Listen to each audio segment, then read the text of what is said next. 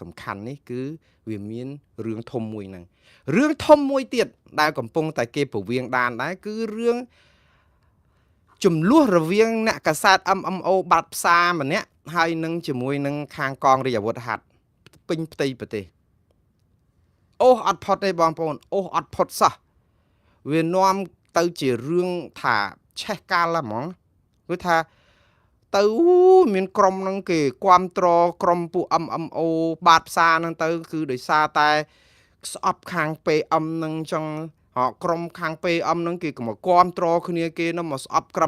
រុម MO បាតផ្សារឥឡូវរឿងហ្នឹងវាទៅជារឿងច្បល់ភ្លេចភ្លាំងស្អីអស់ហើយមកវល់តែរឿងហ្នឹងអូអត់ផុតទេខ្ញុំថានេះគឺជាព្រឹត្តិការណ៍ពង្រៀងដានមួយដ៏គួរឲ្យគ្រោះថ្នាក់មែនតើរឿងដែលសំខាន់ណាស់រវាង MMO បាតផ្សារហើយនឹងក្រុមរបស់ PM នេះខ្ញុំបានជម្រាបម្ដងទៀតបងប្អូនរឿងដោះស្រាយបញ្ហាជាតិអត់មែនដោះស្រាយបែបហ្នឹងទេស្រុកគ្មានសណ្ដាប់ធ្នាប់រញ៉េរញ៉ៃអាណាធិបតេយ្យគឺអញ្ចឹងយើងមិនខ្ញុំបានម្ដងទៀតខ្ញុំថា MMO ណាក៏ដោយក្រុមសកម្មជនណាក៏ដោយដែលតស៊ូមតិដើម្បីឲ្យកុំឲ្យគេលួចជាតិកុំឲ្យគេកាប់បំផ្លាញព្រៃឈើដើម្បីទប់ស្កាត់អំពើពុករលួយគឺជារឿងត្រឹមត្រូវជាអំពើថ្លៃថ្នូរក៏ប៉ុន្តែបងប្អូនត្រូវចែកឲ្យដាច់រវាងក្រូចនិងប៉មពីរនេះអត់ដូចគ្នាទេទង្វើសិលធម៌នៃសេចក្តីថ្លៃថ្នូរដើម្បីវែកមុខក្រុម PM ដែលចូលដៃទុច្ចរិតប្រព្រឹត្តអំពើពុករលួយកាប់បំផ្លាញព្រៃឈើគឺជារឿងមិនអាចអត់ឱនបានហើយអ្នកដែលហ៊ានបកអាក្រាតគឺយើងត្រូវលើកទឹកចិត្តគាត់គាំទ្រគាត់ខ្ញុំមិនជំទាស់បងប្អូនទេក៏ប៉ុន្តែក្នុងពេលជាមួយគ្នានឹងមានរឿងពីរដែលត្រូវគិតឲ្យមែនតើវិធីដោះស្រាយបញ្ហាមិនមែនជាការយកវេទិកា MMO ដើម្បីយកទៅវាយប្រហារជេរប្រតិចផ្ដាសាមន្ត្រីណាឬក៏ណាពាក្យថាជេរប្រតិចផ្ដាសាខ្ញុំនិយាយថាបើរិះគន់ឬក៏វែកមុខបានយកផោះតាងយកអីជាការជួយគ្នាល្អហើយប៉ុន្តែមិនមែនជាការជេរបចោប្រតិចផ្ដាសាអសិលធម៌អសរោះឬក៏បាតផ្សារទេនិយាយរួមគឺមិនអាចពីលបាតផ្សារបានទេនៅក្នុងយុទ្ធវិធីនៅក្នុងការដោះស្រាយបញ្ហាព្រោះនៅពេលដែលយើងប្រើភាសាបាតផ្សារឬក៏ជេរបចោគ្នាហ្នឹងគឺបានន័យថាយើងអស់អាគេហៅថាគុណតម្លៃជាមនុស្សវាអស់ភាពអាហ្នឹងដូចលោកសង្ឃទៅទេសប្រាប់ប្រជាពលរដ្ឋឲ្យកុំសែបសូរ៉ាហើយដល់ពេលខ្លួនលោកពេលដែលចាប់ពីសូតទៅលេងសិតតែ2កេស3អង្គអីចឹងអាហ្នឹងយើងធ្វើអញ្ចឹងអត់បានទេព្រោះយើងមិនអាចទៅទទួលលោកមិនអាចឆាន់សូរ៉ាមេរយៈហ្នឹងហើយសូម្បីតែមិនបាច់តែអប់រំប្រជាពលរដ្ឋកុំឲ្យសែបសូរ៉ាមេរយៈហ្នឹងប៉ុន្តែក្នុងអាបត្តិជាសង្ឃគឺមិនអាចនឹងទៅប្រព្រឹត្តអំពើឬក៏ធ្វើឲ្យត្រូវអាបត្តិតាក់ទងនឹងការឆាន់សូរ៉ានឹងផងព្រោះវាខុសវិន័យសង្ឃហើយយើងដូចគ្នាអញ្ចឹងគឺជាអ្នកយកព័ត៌មានតែយើងចង់បានអីប្រកាសនៅពេលដែលយើងបង្ហាញអំពីឥទ្ធិពលនៃភាពខូខើសាហាវព្រៃផ្សៃនិងអសិលធម៌របស់យើងគឺយើងធ្វើឲ្យមនុស្សខ្លោបខ្លាចនៅភាពផ្ដេសផ្ដាស់របស់យើងគឺគេខ្លាចនឹងថាជេរមរាយកាយឪពុកច្រើនពេកទៅគេថាម្នាក់ហ្នឹងអត់ខ្លាចនរណាសោះអញ្ចឹងយើងអាចគោះគេបានយើងអាចជំរិតទារប្រាក់គេបានយើងអាចចាប់ផ្ដើមអ្នកណាម្នាក់ដែលយើងចង់ដៅឲ្យតែចំហើយដាច់វងចង់និយាយចេះដាច់វងអត់ខ្សែអត់ប៉ាក់អត់ពួកឬក៏ខ្នងមិនសូវក្រាស់ធ្វើស៊ីណែឯងបានហើយដល់អញ្ចឹងអ្នកនោះឯងត្រូវធូនអាចនឹងមានក្រោមតុកលើតុកអីទៀតហើយដល់ពេលស្ងាត់មាត់ទៅត្រូវគ្នាទៅ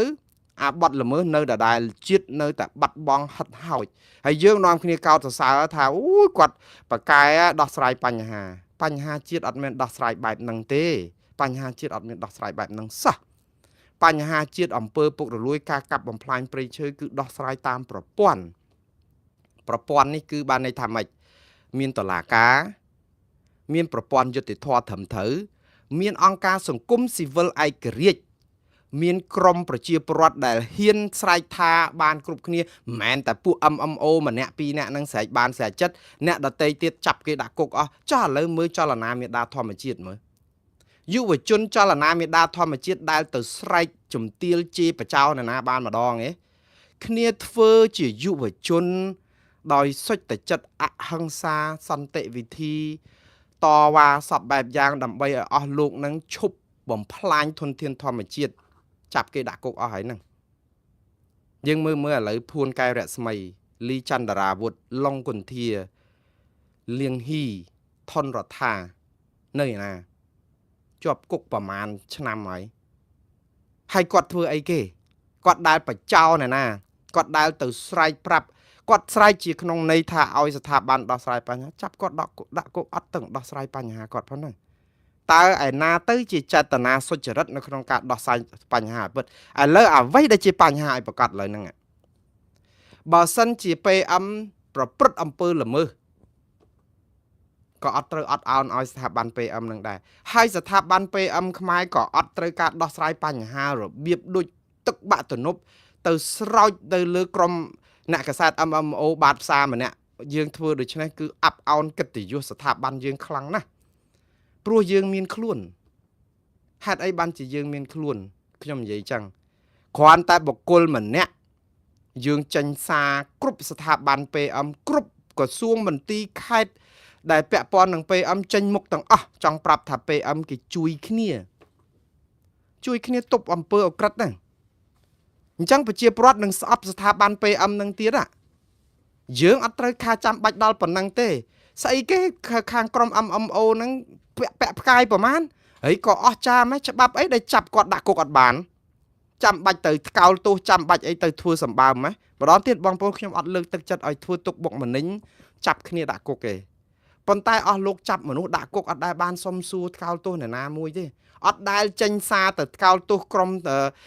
លៀងហ៊ីក្រុមឡុងកន្ធាឬក៏មេដាធម្មជាតិនេះតាមម្ដងពមៀនអីតែគេបន្តិចឲ្យគេសុំទោសឬគេអត់ដែលមានសោះគឺថាបាត់ល្មើសជាក់ស្ដែងចាប់ដាក់គុកអត់ដែលបានឲ្យរួចទេហើយបើជាប់គុកហើយអត់ដែលរួចទេសូម្បីតែមួយថ្ងៃពីរហ្នឹងគឺតដល់ម៉ោងជួនកាលអានីតិវិធីជាប់គុកដល់កម្រិតហើយហ្នឹងនៅអាกระดาษហ្មមឲ្យចេញហ្នឹងហួសម៉ោងហួសនាទីទៀតអាត្រូវដល់គ្រប់ឆ្នាំទៅត្រូវជាប់គុកអីហ្នឹងអត់ដែលអនុគ្រោះទេតើអស់លោកគិតថាប្រជាពលរដ្ឋមើលរឿងហ្នឹងមិនឃើញឬក៏យ៉ាងម៉េចខ្ញុំកំពុងតែឆ្ងល់ឥឡូវស្ថាប័ន PM ខ្ញុំជឿថាជាការគ្រប់គ្រងស្ថាប័នលើកស្ទួយស្ថាប័នកុំឲ្យរងការវាយប្រហារពីពួក MMO បាត់ផ្សារឬពីលហ្នឹងវាល្អហើយប៉ុន្តែទង្វើបែបនេះគឺជាការពង្រៀងស្ថានភាពទាំងអស់ឲ្យធ្វើឲ្យស្ថាប័នមួយនេះគេកាន់តែឆ្ងល់ទៀតស្ថាប័ន PM ពេញផ្ទៃប្រទេសមួយទៅតវ៉ាជាមួយពួកខាង MMO បាតផ្សារម្នាក់ឲ្យគេថ្កោលទោសលិខិតឲ្យញអសម្បើមបែបនេះហើយហេតុអីក៏បានខ្នងប៉ុណ្ណានឹងក្រាស់ប៉ុណ្ណាឃើញធ្វើឲ្យបុគ្គលនេះចាប់ផ្ដើមមានឥទ្ធិពលកាន់តែខ្លាំងគិតថាវ៉ាវធ្វើអីគាត់បានគ្រាន់តែប៉ុណ្ណឹងមកឯងពេញផ្ទៃប្រទេសហ្នឹងបើសិនជាគេផ្សេងទៀតហ្នឹងទៅបាត់ហើយគុកបាត់អត់មានបានពិចារណាអីទេរងចាំនីតិវិធីជំនុំជម្រះក្តីបាយគុកបាត់ហើយអាហ្នឹងបើតាមគេប្រជាពលរដ្ឋធម្មតាដូច្នេះរឿងនេះគឺបង្ហាញអំពីភាពអនាធិបតេយ្យនិងភាពគ្មាននីតិរដ្ឋត្រឹមត្រូវដោះស្រាយបញ្ហាទៅតាមអារម្មណ៍ហើយទៅតាមរបៀប blackmail របៀប blackmail ហ្នឹងគឺរបៀបគំរាមកំហែងយកចំណុចណាមួយមកទៅឲ្យបុគ្គលណាក្រុមណាចាប់ផ្ដើមភ័យធ្លាក់លុយត្រូវរើគ្នាស៊ីស៊ូគ្នាបាត់ល្មើសនៅពេញស្រុកយកលុយបាត់ខ្ញុំអត់ចោទប្រកាន់បុគ្គលណាដែលនឹងស៊ីលុយឬក៏គោះលុយគេទេក្នុងនេះខ្ញុំគ្រាន់តែនិយាយថារបៀបធ្វើបែបនេះគឺអស់លោកបំផ្លាញជាតិហើយបំផ្លាញនៅក្នុងន័យថាហើយឥឡូវប្រជាពលរដ្ឋនាំគ្នាភ្លេចគិតទៅលើកតម្កើងបុគ្គលពីលនេះថាជាវីរៈបុរសក្លាហានហើយឥឡូវខាង MMO គ្នាគេហ្នឹងគឺចេញមកប្រសាចអ្នកខ្លះយំស្រែកសរសេរស្រាក់សំដែងបានសមណាស់ជួយគ្នាខ្ញុំសរសើរតាមពិតក្នុងនាមជាអ្នកសារព័ត៌មានដែរខ្ញុំពិតជានៅតែគ្រប់គ្រងជំហរអ្នកដែលក្លាហាននៅក្នុងការហ៊ានស្រែកដោះស្រាយបញ្ហានៅក្នុងស្រុកទេសប្រឈមមុខនឹងក្នុងគ្រោះថ្នាក់ដល់ជីវិតដល់ក្រុមគ្រួសារអស់លោកទទួលបានការគោរពរបស់ខ្ញុំនៅភាពក្លាហានរបស់អស់លោកហើយខ្ញុំក៏នៅតែស្នើឲ្យអាជ្ញាធរកុំចាប់ដាក់គុកនៅក្នុងភាពវីរៈភាពក្លាហានក្នុងការដោះស្រាយបញ្ហាសង្គមហើយខ្ញុំឃើញបងប្អូនច្រើនណាគ្រប់គ្រងMMO បាតផ្សាររូបនេះអត់អីទេគ្រប់គ្រងទៅទង្វើល្អរបស់គាត់ប៉ុន្តែកុំគ្រប់គ្រងអំពើបាតផ្សាររបស់គាត់ខ្ញុំនិយាយថាភាសាក្រូចនិងប៉មចែកឲ្យដាច់ពីគ្នាបើយើងជាលោកសង្ឃទេសនាដើម្បីអប់រំមនុស្ស កុំស្រោយសោយស្រាកុំសែបមេថុនហើយកុំប្រព្រឹត្តអំពើផិតក្បត់ឬក៏លួចលុយបច្ច័យវត្តអីឬក៏ពុករលួយអីព្រោះអាហ្នឹងគឺយើងយកពុទ្ធសាសនាជាយានដើម្បីអំពើផ្ដេសផ្ដាស់របស់ខ្លួនគឺយើងបំផ្លាញពុទ្ធសាសនាទេដូចគ្នាអញ្ចឹងបើអស់លោកមានទឹកចិត្តស្មោះសរស្រឡាញ់ជួយជាតិហើយចង់កែប្រែប្រព័ន្ធផ្សព្វផ្សាយនឹងសារព័ត៌មានអីផងកុំបំផ្លាញដោយទង្វើគេហៅអូសទូកឲ្យល្អានបែបនេះគឺយើងធ្វើឲ្យសិលធម៌ទៅសេចក្តីថ្លៃថ្នូរទៅហើយកុំធ្វើរបៀបម្នាក់ឯងអញ្ចឹងធ្វើមិនកើតទេហើយស្ថាប័ន PM មួយទៅដោះស្រាយជាមួយបុគ្គលម្នាក់ឯងនេះជាតិយើងរលាយហើយគេត្រូវមានស្ថាប័នធំស្ថាប័នព័ត៌មានស្ថាប័នតុលាការស្ថាប័នអង្គការសង្គមស៊ីវិលឲ្យមានរចនាសម្ព័ន្ធអញ្ចឹងហើយដោះស្រាយបែបនេះចាំមើលបន្តិចទៀតតែត្រូវរើគ្នាសុំទោសចុះសុំទោសឡើងស្ងាត់ឈឹងបាត់ល្មើសលុបកាយកប់បាត់អស់ឬសូខាង PM ថាបង្កើតគណៈកម្មការដើម្បីស៊ើបអង្កេតស្រាវជ្រាវ PM ណានៅខេត្តកញ្ចេះណាដែលតាក់ទងនឹងរឿងបាត់ល្មើសព្រៃឈើអូយបើសិនជាចាប់មែនមិនដឹងមានគុកឯណាដាក់ទេបងប្អូនបើសិនជាយើងធ្វើដោយសុចរិតដោយត្រឹមត្រង់រាល់ថ្ងៃនេះបានមានអ្នកស្រែកខ្លះបើចាប់គេដាក់គុកអស់ហើយហ្នឹងយើងមិនមែនបាត់ល្មើសអត់មានទេណាបងប្អូនបាត់ល្មើសវាមានច្រើនមិនដឹងលើសមុនផងគ្រាន់តែវាអស់អ្នករាយការណ៍តែប៉ុណ្្នឹងទេបាត់ល្មើសមិនមែនថយទេណាអត់មានបាតកម្មអត់មានអីនៅស្រុកខ្មែរមិនមែនបាននៃស្ថានភាពសិទ្ធិមនុស្សស្ថានអីសហជីពអីហ្នឹងគ្រាន់ប្រសើរទេមិនមែនទេដោយសារយើងបង្ក្រាបអ្នកតវ៉ាបង្ក្រាបអ្នកធ្វើបាតកម្មបិទសារព័ត៌មានឯករាជ្យរំលាយអង្គការសង្គមស៊ីវិលដេញបដិញគេចេញអីចឹងតែប៉ុណ្្នឹងឯងសប្តាហ៍ហ្នឹងអាបញ្ហាវាកើនឡើងមិនដឹងជាប្រមាណ100ប្រមាណលានចម្ពោះទេប៉ុន្តែដោយសារអ្នករាយការណ៍ទាំងអស់ហ្នឹងស្ងាត់មាត់អស់ហើយដល់ចឹងទៅនៅម្នាក់ពីរហ្នឹងនៅអង្គុយក្តិចព្រោះវាច្រើនពេកអញ្ចឹងគាត់ក្តិចមួយពីរទៅដើម្បីអាចជាការគោះលុយដែរណាបងប្អូនទៅរាយការណ៍រឿងអ្នកណានាំអាផលិតផលស្អីពីថៃមកហួសដេឡេហួសទំនិញមេកយហ្នឹងបើគ្រាន់តែលឺហ្នឹងរត់ចែកជើងគ្នាឲ្យតែលឺសូបុគ្គលពីលបាតផ្សារណានិយាយចឹងច្បាស់ជារត់ចែកជើងគ្នាហើយបើសិនជាលឹមលំអាចសោកលុយអីបានឲ្យឈប់និយាយប្រហែលជាធ្វើការទៀតយើងមិនដឹងព្រោះយន្តការដោះស្រាយបញ្ហាណាគេដែរគេធ្វើអញ្ចឹងបងប្អូនគេដែរធ្វើអញ្ចឹងទេព្រោះវាត្រូវតែមានយន្តការដោះស្រាយតាមកម្រិតត្រឹមត្រូវហើយមានលិខិតនិយាយពីចំណាត់ការអីហ្នឹងមកហើយដល់ពេលអញ្ចឹងស្ងាត់ឥឡូវទៅណាអស់ទៅបញ្ហាហ្នឹងអ្នកដែលនិយាយហ្នឹងគឺចឹងបាទខ្ញុំខ្លាចណាស់រឿងលិខិតសុំទោសហ្នឹងណាបងប្អូនតែពេលតែសុំទោសហើយអាបញ្ហាឆេះកាល់នៅតែលួចជាតិនៅតែលួចដដែលត្រូវរើគ្នាស្ងាត់ខាងនេះគេថាជ្រុលជ្រោះពាក្យសម្ដីខាងនោះគេថាក៏គេលឺលួសបន្តិចបាត់ទៅបាត់ល្មើសនៅក៏ក្រៅដដែលទៅទៀតដែរត្រុកទៅរចាប់រអ្នកណាម្នាក់ទៀតមកដើម្បីយកមកច្បិចចឹងទៅទៀតដែរការដោះស្រាយអត់មានប្រព័ន្ធទេវារបៀបគេហៅថាតាមការនឹកឃើញណាអានេះគេមិនមែនជាការដោះស្រាយបញ្ហាជាតិទេបងប្អូនអញ្ចឹងទាំងអស់នេះគឺជាព្រឹត្តិការណ៍ពង្រៀងដាងក៏ប៉ុន្តែក៏វាអាចបង្ហាញឲ្យឃើញអំពីបញ្ហាចាក់ស្រេះនៅស្រុកខ្មែរបងប្អូនសាកគិតមើលមនុស្សដែលរាល់ថ្ងៃហ្នឹងអ្នកកសែត MMO បាតផ្សារពាលាប្រមាណអ្នកហ្នឹងគឺសុទ្ធតែជាអ្នកផ្កាប់មុខខុសសនិករបស់គណៈបកកណ្ដាលអំណាចនិងរដ្ឋាភិបាលហ្នឹងវាយបហាបកប្រឆាំងផ្កាប់មុខជេរមរាយកែពុកគេរាល់ថ្ងៃគឺគ្រប់គ្រងគណៈបកប្រជាជននិងរដ្ឋាភិបាលផ្កាប់មុខហ្នឹងហើយនៅតែហ៊ានអាចរិះគន់រដ្ឋាភិបាលផ្កាប់មុខនឹងបានបងប្អូនសាកគិតមើលថាតើបញ្ហានៅស្រុកខ្មែរវាមិនភ្នែកចាប់បានប៉ុណ្ណាដែលវាច្រើនហួសគៀអញ្ជើញរហូតដល់មនុស្សដែលនិយាយស្អីសំបីឲ្យផោមរបស់គណៈបកប្រជាជននិងរដ្ឋាភិបាលក៏អូបអស់ហើយនៅហ៊ានអាចរិះគន់បាននេះតើបញ្ហាយើងវាចាក់ស្រេះប៉ុណ្ណាទៅចុះបងប្អូនសាកសម័យមើលបើមានវិទ្យុទូរទស្សន៍សារព័ត៌មានឯករាជ្យអង្គការសង្គមស៊ីវិលឯករាជ្យស្អីលក្ខនឹងសកម្មជនកុំចាប់គេដាក់គុកតើយើងនឹងអាចជួយដោះស្រាយបញ្ហាជាតិនេះបានកម្រិតណាខ្ញុំសាកគិតឲ្យបងប្អូនគិតតែយ៉ាងណាបងប្អូននេះគឺជារឿងពង្រៀងព្រឹត្តិការណ៍មួយដ៏គួរឲ្យគ្រោះថ្នាក់ចាស់ឥឡូវទៅហ៊ានយើងនៅឯណា18នាក់ទៅហ៊ាន18នាក់យើងនៅឯណា100ម៉ានថ្ងៃហើយបងប្អូន122ថ្ងៃហើយគេចាប់ពួកគាត់ដោយខុសច្បាប់122ថ្ងៃហើយតើអស់លោកដែលកំពុងតែស្រែកលងបចោគ្នាតាម Facebook ណាអស់លោកបានតវ៉ាដាក់ពាក្យប្តឹងទៅអង្គការសហប្រជាជាតិឬក៏ ICC ICJ ប្រមាណពាក្យបណ្ដឹងទៅហើយដើម្បីឲ្យទាហានថៃដោះលែង សកម្មជនណែទាហានខ្មែរយើងទាំង18នាក់អស់លោកបានធ្វើអីហើយក្រៅតែពីតោងគេកុំឲ្យដាក់ពាក្យប្តឹងតើអស់លោកបានធ្វើអីគេខ្លះនេះតាក់តងទាហាន18នាក់របស់យើងអញ្ចឹងបានថាព្រឹត្តិការណ៍ល្បីគឺថ្មីផ្អើលស្រុកខ្មែរតែការទៀមទាឲ្យដោះលែងទាហានខ្មែរទាំង18នាក់ធ្លាក់កប់ទៅបាត់តារាងជ្រៅហៅលែងលឺភ្ញាក់រលឹកឡើងបងប្អូនបង្រួមស្មារតីជាតិនិយមរបស់យើងផ្ដោតលើបញ្ហាដែលត្រឹមត្រូវហើយដែលច្បាស់លាស់តាក់ទងនឹងរឿងអធិបតេយ្យរបស់យើងបញ្ហារឿង PM រឿងពីលរឿងអីនេះចាត់ការពេលក្រោយពេលណាក៏បានតែស្រុកសានត្រានទៅហើយប៉ុន្តែកុំយកអាហ្នឹងគឺជារឿងធំពេកឥឡូវនេះដោះស្រាយយ៉ាងម៉េចក៏តែវាមិនចេញដែរព្រោះប្រព័ន្ធដឹកនាំរដ្ឋយើងវារញ៉េរណៃចពាក់ដូចអំបោះចពាក់ទៅហើយវាមានតែរឿងរុះរបស់អំបោះនឹងចោលឬក៏អំបោះថ្មីមកយ៉ាងម៉េចទេបើថានៅស្រ័យហ្នឹងស្រ័យដាច់ខ្យល់ស្លាប់ហើយអំបោះចពាក់បងប្អូនហើយតទៅពេលឥឡូវខ្ញុំចង់ឲ្យយើងផ្ចង់ស្មារតីជួយដោះស្រាយតវ៉ាឲ្យទាហានខ្មែរទាំង18នាក់នេះមកវិញព្រោះថៃចាប់យើងទៅដោយខុសច្បាប់មើលអនុសញ្ញាក្រុងហ្សឺណែវសន្ធិសញ្ញាក្រុងហ្សឺណែវឆ្នាំ1949អនុសញ្ញាក្រុងហ្សឺណែវទី3ឡើងវិញបងប្អូនត្រូវនាំគ្នាផ្ដុំគ្នាធ្វើយុទ្ធនាការទាំងក្នុងប្រទេសតែម្ដងកុំឲ្យថាគិតតែពីរឿងធ្វើពហិការផលិតផលថៃបានហើយអស់ចិត្តហើយឥឡូវយើងដល់ពេលដែលយើងធ្វើយុទ្ធនាការធំ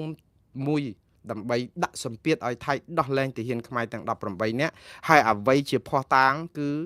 ថៃរំលោភបំពានអនុសញ្ញាក្រុងហ្សឺណែវឆ្នាំ1949តាក់ទងនឹងឆ្លើយសឹកហើយខ្ញុំសូត្រមេត្រានេះឲ្យបងប្អូនស្ដាប់ម្ដងទៀតបើសិនជាបងប្អូនមិនបានចាប់អារម្មណ៍មិនមែនបានន័យថាបងប្អូនយើងមិនចេះច្បាប់ទេចេះច្បាប់ចេះទម្លាប់អីច្រើនជាងខ្ញុំច្រើនណាស់គាត់ថាពេលខ្លះវាជាសិលធម៌ដែរនៅក្នុងការសូត្រអានឹងឡើងវិញដើម្បីឲ្យបងប្អូនយើងមានសំអាងយើងបាត់ភ្នំទ្របយើងបាត់ប្រាសាទតាមាន់ធំគ្រាន់តែនិយាយថាបាត់ទៅគេនឹងក៏យើងមិនហ៊ាននិយាយដែរតើប្រជាប្រដ្ឋមានសំអាងអីយកទៅប្តឹងថៃឥឡូវខ្ញុំថាសំអាងដែលថៃចាប់យើងដោយខុសច្បាប់តាក់ទងនឹងរឿងទាហានទាំង18នាក់គឺស្រួលចាំទេបងប្អូនទាហាន18នាក់ប្រើអនុសញ្ញាក្រុងហ្សឺណែវឆ្នាំ1949មាត្រា118បាទកតុយ18ដូចគ្នាត្រូវនឹងទាហាន18នាក់យើងដែលគេចាប់មាត្រា18នៃអនុសញ្ញាក្រុងហ្សឺណែវទី3បានចែងចេះថារាល់ឆ្លើយសឹកដែលចាប់បានគឺត្រូវតែដោះលែងនិងធ្វើមាតុភូមិនិវត្តភ្លាមដោយគ្មានការបង្អែបង្អង់ក្រោយបទឈប់បាញ់ត្រូវបានបញ្ចប់ឬក៏ព្រមព្រៀងគ្នាអត់មានអីមន្ទិលទេបងប្អូនមិនចឹងណាមាត្រា118ចែងថាអ្នកទោសឆ្លើយសឹកយើងហៅថាអ្នកទោសសង្គ្រាមហ្នឹងគឺឆ្លើយសឹកបានន័យថាអ្នកដែលគេចាប់បានដែលជាទាហាននៅក្នុងពេលសឹកសង្គ្រាមហ្នឹងគឺត្រូវដោះលែងវិញភ្លាមជាបន្ទាន់ដោយគ្មានការបង្អែបង្អង់ក្រោយតែមានបទឈប់បាញ់ហើយក៏តម្រូវក្នុងមាត្រាហ្នឹងគឺរៀបចំឲ្យមានផែនការបញ្ជូនអ្នកនងតាំងតែពីចាប់មកហ្នឹងគឺបញ្ជូនដោយរបៀបណាអីណាហ្នឹងគឺត្រូវធ្វើឲ្យហើយជូនដំណឹងឆ្លើយសឹកហ្នឹងអំពីផែនការថានឹងបញ្ជូនមកវិញនៅពេលណាទៀតនេះគឺជាច្បាប់បងប្អូនមិនមែនចេតថាទេហើយត្រូវចេញថ្លៃសងអាថ្លៃធ្វើមាតុភូមិនិវត្តហ្នឹងគឺដោះស្រាយជាមួយនឹងប្រទេសម្ចាស់ផ្ទះបានន័យថាកម្ពុជានឹងដើម្បីឲ្យរៀបចំឲ្យមានភាពរលូនលើសពីមាត្រា118នេះគឺក៏នៅមានមាត្រាជាច្រើនទៀតថានៅពេលដែលចប់ការឆ្លោះគ្នាឬក៏មានកិច្ចព្រមព្រៀងហើយគឺយើងត្រូវតែដោះលែងអ្នកទោសសង្គ្រាមហ្នឹងឬក៏ឆ្លើយសឹកបងប្អូនអានេះដែលបងប្អូនទាំងអស់គ្នានាំគ្នាផ្ចង់ស្មារតីដើម្បីជួយគ្នាមិនមែនតែជួយជេរបចោជួយគ្រប់គ្រងគួយដោះស្រាយបញ្ហាដែលពវៀងដានហើយនាំគ្នាទៅជេរខាងក្រមប្រឆាំងក្រមអីលោកអ៊ុំសំអានអីពីរឿងរោគផែនទីទៅប្តឹងនៅ ICJ នឹងទេហើយទៅរករឿងលោកមូនពេជ្រក្នុងការប្តឹងទៅ ICC នឹងទេបើអស់លោកស្នេហាជាតិមែនតោះ សុកខ្មែរនឹងនាំគ្នាធ្វើបាតកម្មហើយមហាបាតកម្មពេញសុកខ្មែរហ្មងទៅគោលដៅតែមួយគត់គឺទៀមទាឲ្យទាហានថៃដោះលែងសកម្មទាហានខ្មែរទាំង18នាក់ភ្លាមដោយអត់មានលក្ខខណ្ឌព្រោះអីគឺបំពេញអនុសញ្ញាក្រុងសឺណែវមាត្រា118ហ្នឹងហើយនិយាយចឹងទូទាំងពិភពលោកហើយត្រូវធ្វើយុទ្ធនាការហ្នឹងអត់ឲ្យស្រាកស្រានចាប់ផ្ដើមធ្វើឲ្យខ្លាំងតែម្ដងអាហ្នឹងបានយើងឲ្យពិភពលោកយើងមកជឿហើយឥឡូវអស់លោកដែលសុទ្ធតែវីរៈបរោះ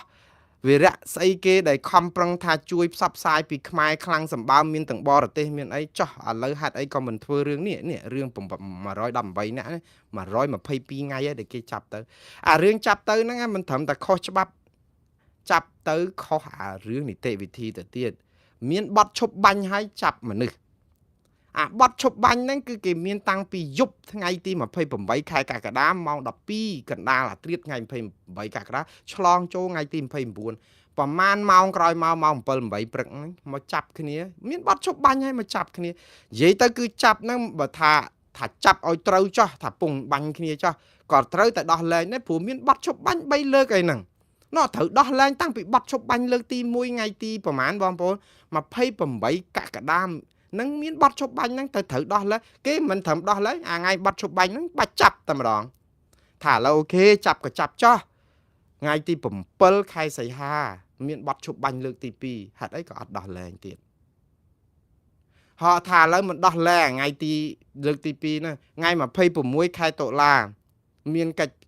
សេចក្តីថ្លែងការណ៍រួមមួយពីបទឈប់បាញ់ទៀតអត់ដោះលែងទៀតហើយយើងនៅតែឲ្យថៃរួចខ្លួនចឹងទៅអត់ប្តឹងព្រោះយើងយកវិធីអត់ធ្មត់អ្នកណាប្តឹងទៅរករឿងអ្នកហ្នឹងបាទបងប្អូនម្ដងទៀតណាគឺឈប់រងអតិពលដោយការដែលពង្រៀងស្ថានភាពនៅស្រុកខ្មែររឿងយើងនៅធំណាស់រឿងព្រំដែនហើយនឹងរឿងទាហានយើងទាំង18នាក់បងប្អូនក្រុមគ្រួសារនៅខ្លោចផ្សាររាល់ថ្ងៃយើងឃើញក្រសួងការពារជាតិហ្នឹងសរសេររាល់ថ្ងៃនេះថ្ងៃទី21ថ្ងៃនេះថ្ងៃទី22ហើយដែលទាហានយើងត្រូវគេដាក់យើងតវ៉ាយើងទាមទារយើងជូនដំណឹងយើងអំពាវនាវយើងអីចាហេតុអីមិនប្តឹងទៅតុលាការ ICC នឹងមើលឲ្យគេដោះលែងទាហានយើងមើលប្តឹងពីរឿងការរំលោភអនុសញ្ញាក្រុងសឺណែវថៃស្អីក៏គេប្តឹងតែយើងនៅតែអំពាវនាវនៅតែជូនឲ្យប្រាប់ថាយើងនៅក្រសួងការពារជាតិយើងហ្នឹងគឺប្រឹងប្រែងមិនទុកឲ្យគ្នាយើងណាម្នាក់នៅចោលអីចឹងខ្ញុំយល់ថាយើងមិនទុកឲ្យគ្នាចោលទេប៉ុន្តែចោល122ថ្ងៃហ្នឹងអត់មានបានមកវិញប៉ុណ្ណឹងអញ្ចឹងតតែប្តឹងគេព្រោះថៃគេមិនព្រមបើគេយកអាហ្នឹងទៅជាចំណាប់ខ្មាំងដើម្បីដោះដូររឿងមកកណក៏ដឹកអាចតាក់ទងនឹងការយកទាហានទាំង18នាក់ដូរនឹងដីយើងទៀតព្រោះអីដោយសារទាហានទាំង18នាក់ហ្នឹងមិនព្រមដោះលែងណាឥឡូវគេរកដោះមីនដោះអីណាផ្សេងទៀតដើម្បីគេสนุกឈ្លានពានយើងណាបងប្អូនបាទឥឡូវខ្ញុំស្លេះរឿងហ្នឹងត្រឹមហ្នឹងហើយយើងគិតឡើងវិញហើយក្នុងពេលជាមួយគ្នាហ្នឹងក៏សុំរកវិធីសាសនាមួយបើសិនជាជ្រុលយើងអត់ធ្មត់យើងអីដកថយដកអីចឹងហើយរកវិធីណាផ្សះផ្សាគ្នារវាងជាតិសាសយើងបានទេថៃនិងខ្មែរហ្នឹងយើងស្អប់អ្នកនយោបាយស្អប់ទាហានអីស្អប់ទៅប៉ុន្តែយើងត្រូវរកវិធីណាខិតចូលគ្នាខ្លះដែរមិនអញ្ចឹងប្រុសប្រកាន់ស្រីប្រកែកអ្នកដែលខាតបង់គឺខ្មែរយើងហេតុវិញខ្ញុំនិយាយចឹងយើងខាតបង់ទី1គឺទាហានយើង18នាក់នៅក្នុងដៃគេអត់ព្រមដោះលែងទី2គឺព្រំដែននៅតែបិទជាការពិតហើយថៃអ្នកបិទយើងបើថាបិទ100ឆ្នាំ500ឆ្នាំក៏បានចេះតែនិយាយទៅប៉ុន្តែអ្នកដែលប៉ះពាល់ក៏នៅច្រើនពលករចំណាក់ស្រុករបស់យើងមក1លានអ្នក9សែនអ្នករកការងារឲ្យធ្វើអត់បានពី3សែនអ្នកផងហើយនៅសល់7សែនអ្នកទៅអត់ការងារធ្វើតើអ្នកណាអ្នករងផលប៉ះពាល់បញ្ហាពាណិជ្ជកម្មសេដ្ឋកិច្ចទំនាក់ទំនងអីសពបែបយ៉ាងវាមានបញ្ហាច្រើនហើយតើយើងអាចរកវិធីខិតចូលគ្នាបន្តិចបានទេខ្ញុំនិយាយនេះថាក្បត់ជាតិដែរចង់ខិតចូលថៃគេបំពេញសម្លាប់យើងបងប្អូនអាថៃសម្លាប់យើងថៃបំពេញយើងហ្នឹងណាគឺយើងអត់មានត្រូវអត់អោនឲ្យថៃសោះប៉ុន្តែយើងអត់ដាក់ពាក្យប្តឹងគេខ្ញុំកំពុងតែឆ្ងល់យើងត្រូវតែប្តឹងគេព្រោះអីយើងអត់ទៅយកវិធីពាក់ឯកាផលិតផលគេឬក៏វិធីជេមរាយថៃដាក់បចោលប្រដាសាឲ្យលងទឹកស្លាប់ឬក៏បធនីស្រូបឆក់ខ្សែភ្លើងពោះចឹកនៅពេលដែលគេទឹកជន់ អាហ្នឹងគឺធ្វើឲ្យយើងនឹងអត់មានបានប្រយោជន៍អីហើយជាតិសាសមួយដែលគេដៀលយើងទៀតព្រោះអីយើងវាទៅទៀតពេកក្នុងពេលជាមួយគ្នាហ្នឹងគឺយើងត្រូវរកវិធីតាមច្បាប់ទៅអូខេតាមច្បាប់ផងតាមផ្លូវទូតផងណាតាមច្បាប់ហ្នឹងគឺដាក់ប្តឹងគេទៅតុលាការអន្តរជាតិតាមផ្លូវទូតគឺយើងរកវិធីថ្លៃថ្នូរធ្វើឲ្យយើងជាជាតិសាសន៍ខេងរែងយើងអត់ធ្វើខ្ញុំថាការលើកមុនហ្នឹងមានអាទឹកជំនន់នៅថៃហ្នឹងឃើញគេស្លាប់ឃើញអីហ្នឹងខ្ញុំអំពាវនាវសូមឲ្យប្រជាពលរដ្ឋខ្មែរកុំអសិលធម៌ពេកកុំទៅបច្ចេគេឲ្យពុះចឹកឲ្យស្អីគេឃើញចាស់អីនៅលើដបូលហ្នឹងសូមឲ្យធ្លុះដបូលហ្នឹងធ្លាក់លងទឹកស្លាប់អី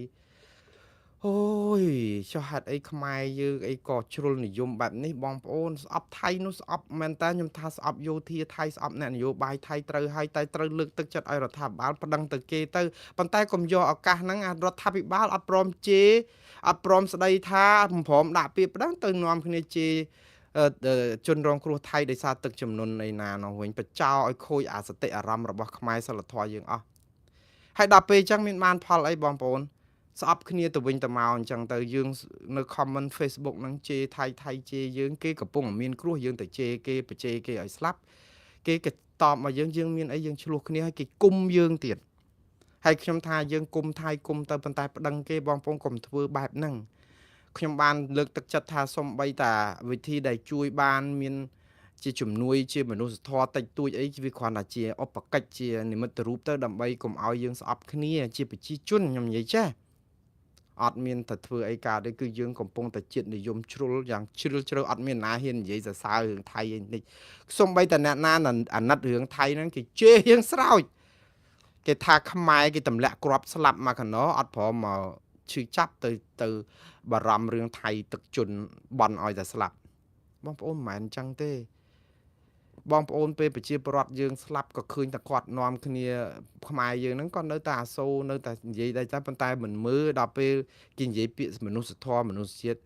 ហើយខ្ញុំថាបើសិនជាជួយគ្នាបន្តិចបន្តួចចឹងទៅវាធ្វើឲ្យគេហៅភាពខិតឆ្ងាយគ្នាហ្នឹងរវាងប្រជាជននិងប្រជាជនវាចូលមកគៀកបន្តិចវិញអត់ធ្វើឥឡូវហ្នឹងជាគំរូមួយដ៏គួរឲ្យព្រឺព្រួចមួយទៀតគឺលិខិតរបស់ប្រធានរដ្ឋសភាកម្ពុជាអ្នកស្រីខួនសូដារីរំលែកទុកនឹងអាណិតអាសូរពលរដ្ឋវៀតណាមនិងម៉ាឡេស៊ីដែលរងគ្រោះដោយទឹកជំនន់តែរំលងពលរដ្ឋថៃដែលរងគ្រោះដោយទឹកជំនន់ស្លាប់មនុស្សដល់145នាក់អូយនេះគ្រោះថ្នាក់ណាស់បងប្អូនខ្ញុំដឹងហើយថាយើងជាតិនិយម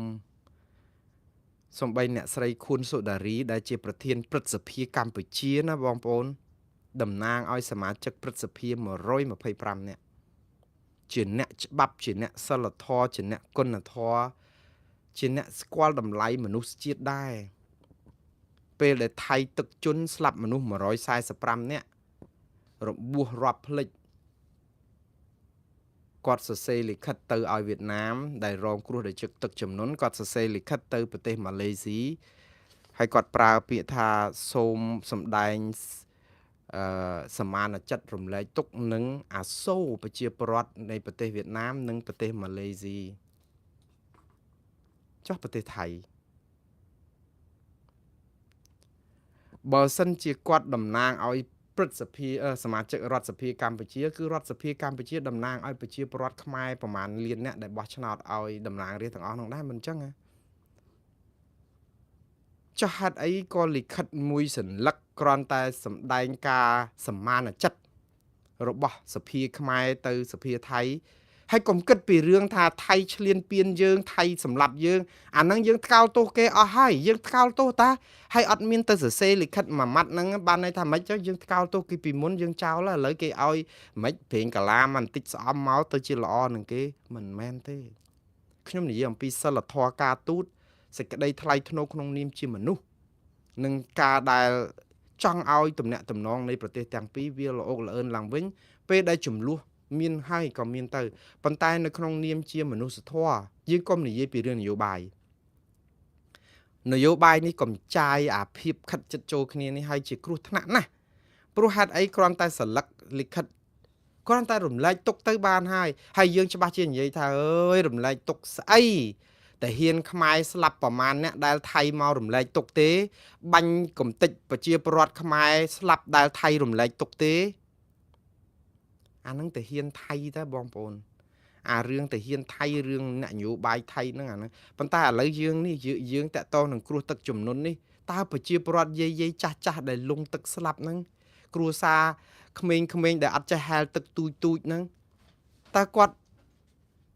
មានរឿងអីជាមួយយើងដែលយើងត្រូវស្អប់ត្រូវគុំគួនគ្នានៅក្នុងប្រជាពលរដ្ឋស្លូតស៊ីវិលនេះខ្ញុំឆ្ងល់ដែរអញ្ចឹងថាបានថាអានេះគឺយើងបង្ហាញអំពីភាពជាតិនិយមជ្រុលរបស់យើងហើយអតិពលនេះគឺធ្វើឲ្យអ្នកនយោបាយខ្លាចប្រជាពលរដ្ឋជេរអាភាពជេរនឹងវាកាចសាហាវពេកដល់ពេលខ្លាចជេរអញ្ចឹងយើងក្បត់អាសិលធម៌គុណធម៌សុជីវធម៌នឹងអស់ទៅអញ្ចឹងធ្វើទៅថ្លែងសារកុំឲ្យគេថាមិនថ្លែងសារអីរំលែកទុកសោះព្រោះទុកធ្ងន់បែបនេះជាសិលធម៌សុជីវធម៌គុណធម៌គេត្រូវតែសរសេរលិខិតអញ្ចឹងហើយអញ្ចឹងទៅសេទៅវៀតណាមទៅម៉ាឡេទៅហើយវៀតណាមនិងម៉ាឡេអាជនរងគ្រោះហ្នឹងគឺមានទៀបជាងថៃច្រើនណាស់ព្រោះថៃស្លាប់ដល់ទៅ145នាក់ឯហ្នឹងសរុបនៃការទឹកជន់ប្រហែលថ្ងៃគ្រាន់តែនៅអាសង្ឃ្លាហ្នឹង110នាក់ឯងអញ្ចឹងតែខ្ញុំមិនទៅជាថាអីខ្ញុំគ្រាន់តែលើកថាចោះហេតុអីបានជាយើងអត់អាចរកខិតចូលគ្នាខ្ញុំថាចឹងបានថាឲ្យចែកក្រូចឲ្យនឹងប៉មឲ្យដាច់ពីគ្នាយើងប្តឹងថៃគឺអត់លើកលែងសោះតែម្ដងគឺត្រូវតែប្តឹងថៃថ្កោលទោសថៃចំពោះអំពើឈ្លានពានសម្រាប់ទាហានខ្មែរសម្រាប់ជនស៊ីវិលខ្មែរអត់ត្រូវលើកលែងតតែសោះក៏ប៉ុន្តែនៅក្នុងពេលជាមួយគ្នាហ្នឹងយើងអត់បានប្តឹងថៃតែអាលិខិតនៅក្នុងនាមជាមនុស្សជាតិមនុស្សធម៌ក្នុងគ្រាលងទឹកនេះគឺជារឿងមនុស្សជាតិវាអត់មែនតាក់ទងនឹងរឿងនយោបាយទេយើងគ្រាន់តែថ្លែងចោលទៅដើម្បីជាសមានចិត្តសិលធម៌សុជីវធម៌តាវាអត់អីទេសំបីតែខ្មែរយើងគេអប់រំយើងមនុស្សស្លាប់សំបីតែយើងស្អប់អ្នកនោះប៉ុណ្ណាក៏ដោយតែពេលមនុស្សស្លាប់គឺយើងអហោសិកម្មយើងយកអង្គពី3កំប៉ុងទៅលុយ500យកទៅចូលប៉ុនទៅព្រោះអីយើងធ្វើមិនកាលគាត់នៅរស់គាត់អញ្ចឹងប៉ុន្តែឥឡូវគាត់ស្លាប់ហើយអហោសិកម្មទៅជូតទឹកភ្នែកបន្តដំណើរទៅទៀតតែនេះយើងអត់សោះយើងនៅញ៉ាំយើងនៅគុំគ្នា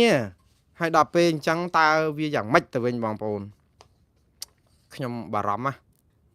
ម្ភជាតិនិយមជ្រុលបែបនេះដែលធ្វើឲ្យយើងពិបាកហើយខ្ញុំគិតថាថ្នាក់ដឹកនាំកម្ពុជាខ្វះសេចក្តីក្លាហាននៅក្នុងការដែលហ៊ានមានះបងប្អូនយើងជាត្រីងាប់ហែលបដោយទឹកយើងអត់មានត្រីរស់ណាដែលហ៊ានហែលប្រច្រាស់ទឹកទេដូច្នេះនៅតាមហែបតាមគ្នាបដោយទឹកទៅទាំងអស់ចឹងទៅខ្លាចព្យុះមាននៃអាចលនាជាតិនិយមជ្រុលមួយចំនួនទៀតគេជេរហើយខ្ញុំជឿថាផ្លូវសិលធម៌នេះបើគ្រាន់តែសេចក្តី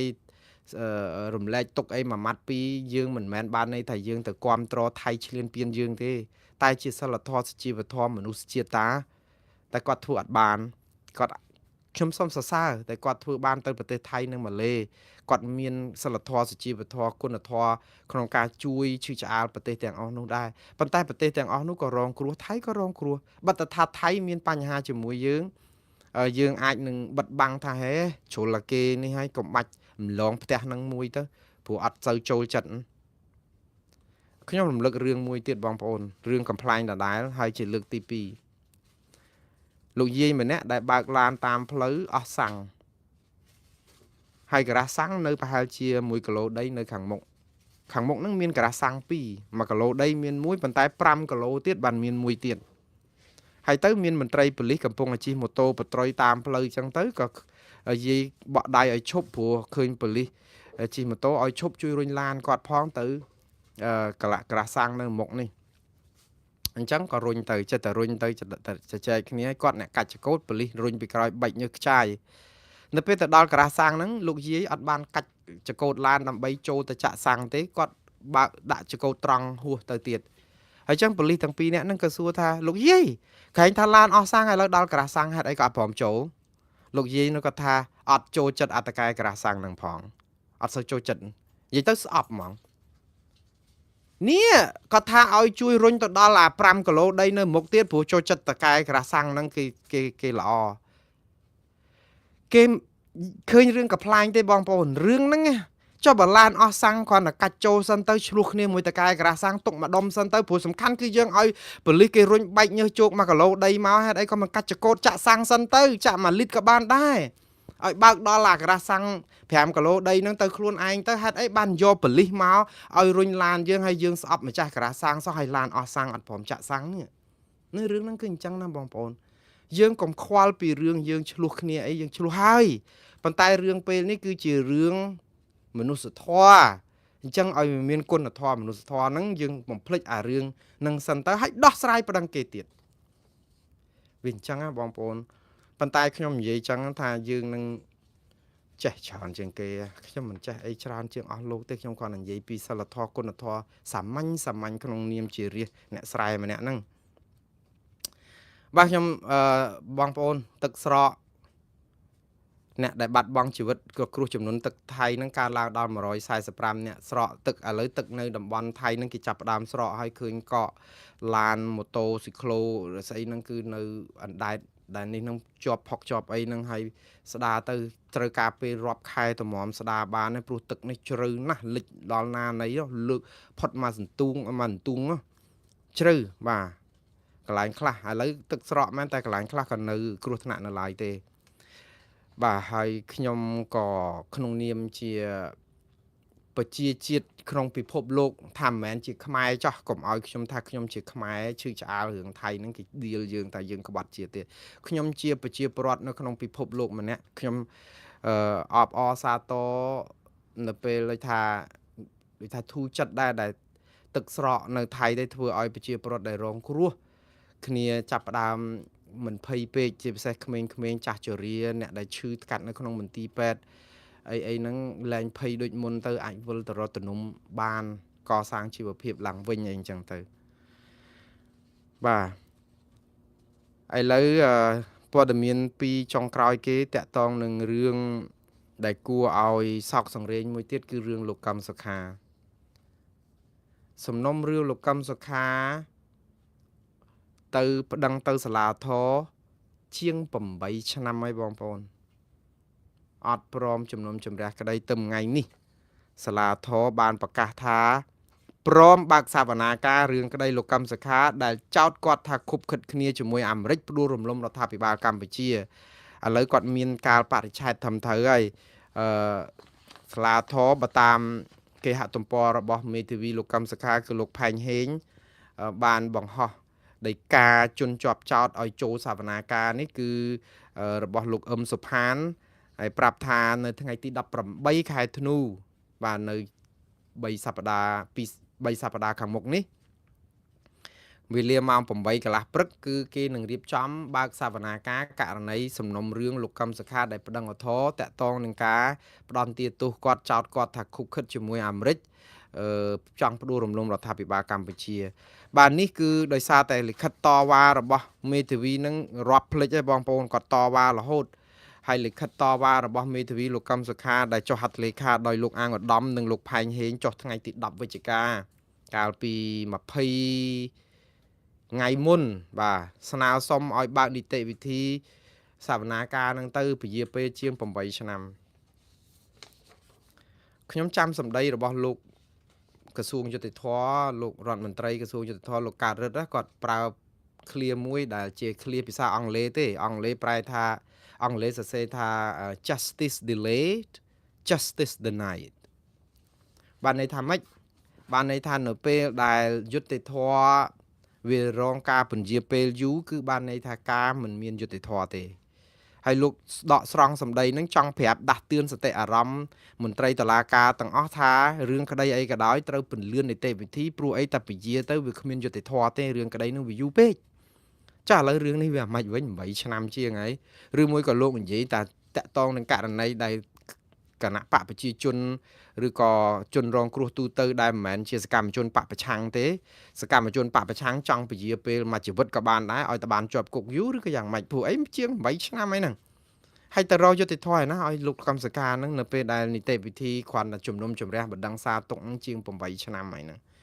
ហើយតើលោកកម្មសខាហ្នឹងទៅរកយុត្តិធម៌ឯណាបើចោតអាមេរិកខុបខិតគ្នាជាមួយនឹងលោកកម្មសខាដើម្បីផ្ដួលរំលំរដ្ឋាភិបាលហើយឥឡូវមកអោបជើងអាមេរិក ជាប់ហើយហ្នឹងហើយទៅលើមិនលើដោះស្រាយយ៉ាងម៉េចតឡាការហ្នឹងកាត់ក្តីយ៉ាងម៉េចនៅពេលដែលនយោបាយដូរផ្លាស់បត់បែនទៅមកត្រូវជាមួយអាមេរិកតែអាមេរិកនៅតែคล้ายទៅជាជនដែលចូលដៃក្នុងការប្រព្រឹត្តដើម្បីផ្ដួលរំលំរដ្ឋាភិបាលហ្នឹងតែឥឡូវចាំមើលទៀតបងប្អូនថ្ងៃ18ខែធ្នូហ្នឹងយើងនឹងឃើញប៉ុន្តែខ្ញុំគ្មានសង្ឃឹមសូម្បីតែមួយសរសៃសក់ថាតឡាសាលាធរនេះនឹងសម្រេចឲ្យលោកកឹមសុខាបានរួចខ្លួនឬក៏អាមេរិកបានរួចខ្លួនអីនោះគឺ100%នឹងតម្កល់សាលក្រមរបស់តុលាការសាលាដំបងចាត់ទុកថាជាបានការលោកកឹមសុខានឹងនៅបន្តជាប់ឃុំនៅក្នុងផ្ទះហ្នឹងហើយជាប់ទោសនឹង27ឆ្នាំមិនអាចធ្វើនយោបាយបានតទៅទៀតគឺរហូតដល់លោកចាស់ស្លាប់តែប៉ុណ្ណឹងឯងបាទឥឡូវចុងក្រោយគឺបង្អែមលៀងមាត់ពីបោះអាកាំងបោះអាមេរិកម្ដងខ្ញុំសុំទោសហើយខ្ញុំប្រើពាក្យអាកាំងរត់មាត់ហើយមានចាស់ព្រឹទ្ធាចារ្យយើងមួយចំនួនផ្ដាំផ្ញើមកថាក្មួយជប់ប្រើពាក្យអាកាំងហ្នឹងគឺជាភាសាមិនល្អទេគឺជាភាសាដែលមើលងាយអាមេរិកទេហៅអាមេរិកចឹងទៅហើយយើងដឹងថាមតិនេះមកពីក្រមចាស់ព្រឹទ្ធាចារ្យនៅខាងនិន្នាការនយោបាយណាមិនចឹងគឺខាងក្រមសាធារណរដ្ឋព្រោះពួកគាត់អត់ចូលចិត្តឲ្យប្រើពាក្យអាកាំងគេថាជាមនុស្សគុំវិជាបន្ទាបបន្ថោកអាមេរិកដោយប្រើពាក្យអាកាំងហ្នឹងតែបងប្អូនខ្ញុំមិនដឹងដែរបងប្អូនខ្មែរប្រើអញ្ចឹងមកយកមកទៅហើយតែអាមេរិកក៏អាមេរិកចោះឥឡូវបង្អែមពីស្រុកអាមេរិកដើម្បីឲ្យអំពូចាស់ព្រឹទ្ធាចារ្យយើងលោកពេញចិត្តសប្បាយចិត្តបន្តិចដែរព្រោះចាស់អស់ហើយប្រធានាធិបតីរុស្ស៊ីពុំមានប្រើកម្លាំងទ័ពវាយអ៊ុយក្រែនលុះខ្សែទាល់តែដណ្ដើមបានដីអ៊ុយក្រែនបានដោយបំណងឃើញទេបងប្អូនយើងនឹងថាពិបាកអ៊ុយក្រែននិងរុស្ស៊ីនឹងពិបាកជាងយើង100ដងទៀតដោយសារអីរុស្ស៊ីឈ្លានពានអ៊ុយក្រែនរំលោភដែនដីអ៊ុយក្រែនជាជាងឲ្យរុស្ស៊ីដកទ័ពថយហើយនាំគ្នាថ្កោលទោសរុស្ស៊ីយកប្តឹងរុស្ស៊ីទៅតុលាការអន្តរជាតិលាក់នឹងលាក់អត់បាននាំគ្នាគៀកគ្នាដោយទាំងអាមេរិកផងឲ្យអ៊ុយក្រែនកាត់ដីឲ្យរុស្ស៊ីទៅបើអត់កាត់ដីទេគឺរុស្ស៊ីនឹងវាយហើយទៀតហើយឥឡូវរុស្ស៊ីបានដៃដោយសារតែបានលោកត្រាំនិយាយចឹងថាវាយយកអ៊ុយក្រែនឲ្យទាល់តែបានទាល់តែអ៊ុយក្រែនដកទ័ពចេញពីអាកន្លែងដែលនៅក្នុងដីអ៊ុយក្រែនហ្នឹងដែលរុស្ស៊ីកំពុងតែដើមបានប្រហែលជា20%ហ្នឹងនៅតំបន់ដនបាសអីហ្នឹងហើយដល់ពេលហើយឲ្យគេដកចេញឲ្យម្ចាស់ផ្ទះដកចេញពីដីរបស់ខ្លួនដើម្បីឲ្យខ្លួនអាចរំកិលមកកាន់តែជ្រៅអាហ្នឹងដូចរាល់ថ្ងៃដូចថៃកំពុងតែរំកិលលបងចូលព្រៃភូមិព្រៃច័ន្ទជោគជ័យហ្នឹងអញ្ចឹងហើយស្រាប់ដល់ពេលអាមេរិកប្រាប់មកថាខ្មែរយើងត្រូវដកថយឲ្យដីហ្នឹងទៅគេទៅហើយថៃគេប្រាប់ថាបើអត់ដកថយទៅគេវាយចូលដល់ក្រុងភ្នំពេញឥឡូវដូចគ្នាអញ្ចឹងនេះគឺបានន័យថាបើសិនជាអត់ព្រមដកថយពីតំបន់ដែលគេវាយយកបានហ្នឹងទេគឺគេនឹងវាយដល់ស្លាប់ទាហានអ៊ុយក្រែនចុងក្រោយ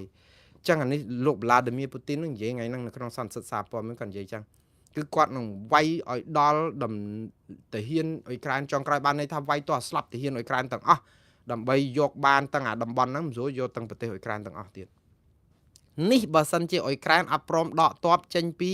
ការពារដែនអធិបតេយ្យដែលរុស្ស៊ីកំពុងតែវាយយកបានហើយបងប្អូនគិតមើលអ៊ុយក្រែនគ្នាដកទ័ពមិនទៅលើដីខ្លួនកំពុងការពារស្លាប់មនុស្សអស់រាប់សែននាក់អីហ្នឹងហើយរុស្ស៊ីហ្នឹងក៏មានឥទ្ធិពលអីក៏សម្បើមម្លេះខ្ញុំពងតែឆ្ងល់និយាយទៅពិភពលោកយើងក្លាប់ចាក់អស់ហើយបងប្អូននៅពេលដែលពួកជនផ្ដាច់ការធ្វើអំពើពៀលាអាវ៉ាសែហើយអាចធ្វើអីបានស្រាច់ចិត្តហើយស្រាប់មានប្រទេសមហាអំណាចខ្លះបែរទៅជាគ្រប់គ្រងបែបនេះតែសហគមន៍បាទសូមជម្រាបសួរបងប្អូនទាំងអស់គ្នាខ្ញុំបាទមុងណារ៉េតពីទីក្រុងឡុកបេរដ្ឋ California បាទថ្ងៃនេះពេលវេលាកាន់តែរំកិលលឿនណាស់ទៅហើយគឺថ្ងៃទី28ខែវិច្ឆិកាឆ្នាំ2025នៅសល់តែ2-3ថ្ងៃទៀតទេដាច់ខែនេះទៀតទៅហើយព័ត៌មានសម្រាប់រាត្រីថ្ងៃទី28ខែវិច្ឆិកានេះគឺមានទាំងបង្អែមខ្មែរនិងបង្អែមអឺរ៉ុបក៏សហរដ្ឋអាមេរិកពិភពលោកបាទព័ត៌មានទី1គឺព្រឹត្តិការណ៍ថ្មីល្បីផ្អើលពេញស្រុកខ្មែរតែការទៀមទាឲ្យដោះលែងទាហានខ្មែរទាំង18នាក់ធ្លាក់កប់ជ្រៅនៅបាតតារាងហៅលែងលឺលិខិតប្រធានរដ្ឋសភាកម្ពុជារំលែកទុកនឹងអាណិតអាសូរពលរដ្ឋវៀតណាមនិងម៉ាឡេស៊ីដែលរងគ្រោះដោយសារទឹកជំនន់ តែរំលងពលរដ្ឋថៃដែលរងគ្រោះធ្ងន់ជាងគេទឹកចាប់ស្រកតែអ្នកបាត់បង់ជីវិតដោយគ្រោះទឹកជំនន់នៅថៃកើនឡើងដល់ទៅ145នាក់ក្រោយអូសបន្លាយពេលជាង8ឆ្នាំសាលាឧទ្ធរណ៍ព្រមបើកសវនាការរឿងក្តីលោកកម្មសុខាដែលចោទគាត់ថាខុបខិតគ្នាជាមួយអាមេរិកផ្ដួលរំលំរដ្ឋាភិបាលកម្ពុជាប្រធានាធិបតីរុស្ស៊ីព្រមមានប្រើកម្លាំងទ័ពវាយអ៊ុយក្រែនលុះខ្សែទាល់តែដណ្ដើមដីអ៊ុយក្រែនបានដូចបំណងនិងសរុបព្រឹត្តិការណ៍ប្រចាំថ្ងៃបាទបងប្អូនព័ត៌មានដំបូងគេគឺតកតងនឹងព្រឹត្តិការណ៍ល្បីនៅពេលថ្មីនេះនៅឯប្រទេសកម្ពុជាគឺនាំគ្នាអូសអត់រំលងក៏ប៉ុន្តែគួរឲ្យអកុសលការទៀមទាឲ្យដោះលែងទាហានខ្មែរទាំង18នាក់ឥឡូវនេះកំពុងតែคล้ายទៅជាប្រធានបទដែលកប់ជ្រៅធ្លាក់ទៅបាតតារាងហៅលែងលឺការដែលខ្ញុំលើកយកប្រធានបទឬក៏ព័ត៌មាននេះមកជម្រាបជូនបងប្អូនក៏ដោយសារតែយើងដឹងហើយមួយរយៈពេលចុងក្រោយនេះគឺមានយុទ្ធនាការយ៉ាងសស្រាក់សស្រាំពីររឿងធំបាទទី1គឺយុទ្ធនាការបន្សាបសម្លេងក្រមប្រឆាំងនៅក្រៅប្រទេសនៅក្នុងការខំប្រឹងប្រែងប្រមូលភស្តុតាងឯកសារឬក៏សម្លេងគាំទ្រដើម្បីយកទៅដាក់ដឹងនៅតុលាការព្រហ្មទណ្ឌសំទោសទៅយុត្តិធម៌អន្តរជាតិរឿងតុលាការសំទោសរឿងថៃដែលឈ្លានពានកម្ពុជាដែលរដ្ឋាភិបាលកម្ពុជាមិនព្រមដាក់ប្តឹងយុទ្ធនាការបន្សាបសារព័ត៌មានឬក៏ក្រមប្រឆាំងនេះគឺធ្វើស្រោះគ្នាព្រមគ្នាហើយចាប់ផ្ដើមចេញពីនាយករដ្ឋមន្ត្រីកម្ពុជាលោកហ៊ុនម៉ាណែតទៅទៀតដោយសារតែលោកបន្សាបអធិបុលរបស់លោកអ៊ុំសំអានដែលជាមន្ត្រីខាងកិច្ចការព្រំដែនរបស់រដ្ឋាភិបាលក្រៅប្រទេសឬក៏ជាមន្ត្រីកិច្ចការព្រំដែនមួយជីវិតរបស់លោកតាហើយនោះ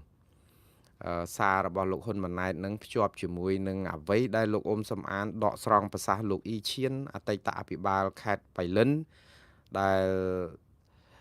ជាអតីតកម្មាភិបាលខ្មែរក្រហមនៅតំបន់បៃលិនស្រុកគំរៀងជាប់ខេត្តបាត់ដំបងនឹងថៃនេះ